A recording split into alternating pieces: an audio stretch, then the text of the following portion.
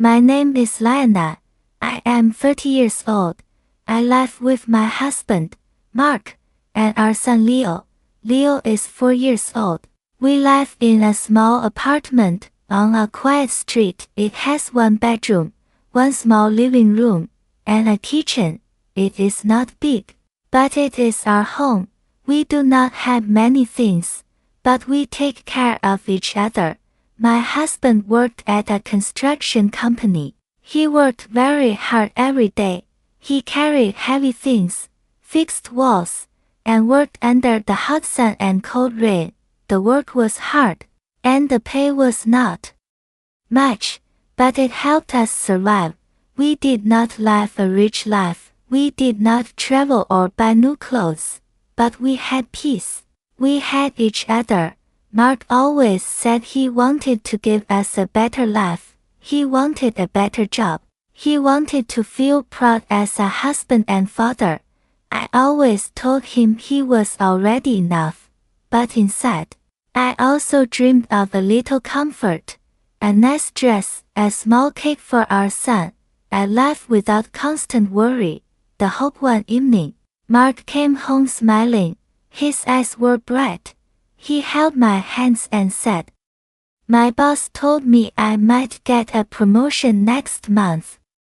My heart jumped with joy. For the first time in a long time, I felt hope.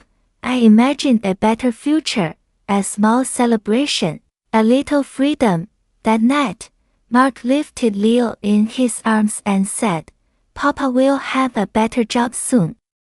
Leo laughed happily. Everything felt warm. The fall 2 weeks later, everything changed. Mark came home late. His face was pale. He did not smile. He sat down and stayed quiet. I asked, "What happened?" He looked down and said, "They closed the office. I lost my job."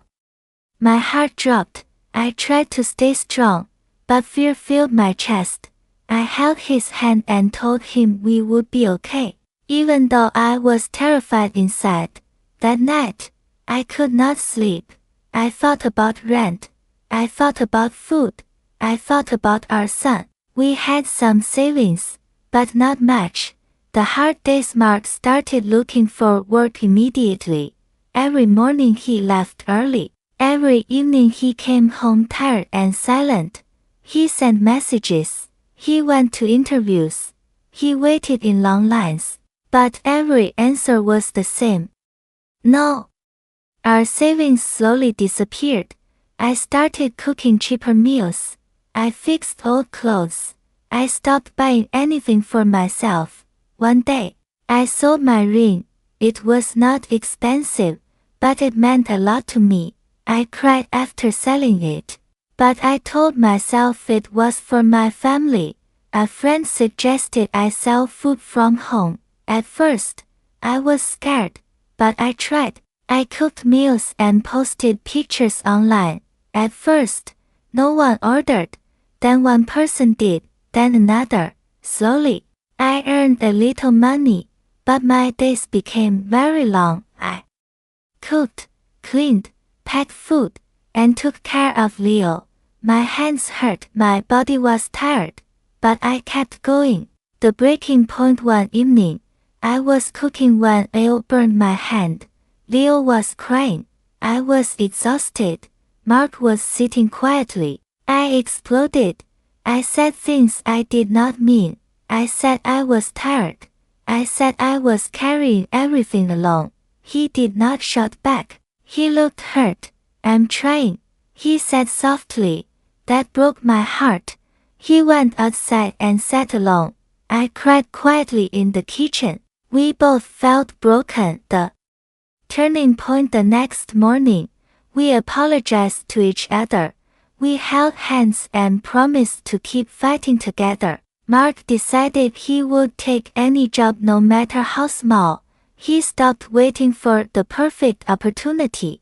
He went everywhere. Restaurants, shops, factories, most places said no, but he did not stop. I saw strength return to his eyes. One day, he came home with a small bag of fruit. He had spent his last money to make our son happy. That moment touched my heart deeply. A new beginning one morning. Mark went for another interview. He looked nervous but hopeful. Hours passed.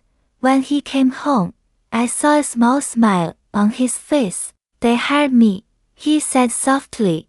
Tears filled my eyes. It was not a big job, the pay was small, but it was work. It meant stability.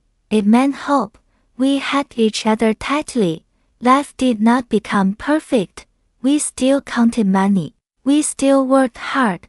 But we were strong again. We learned that love, patience, and support can carry a family through the darkest times. And that sometimes, even the smallest light is enough to keep going.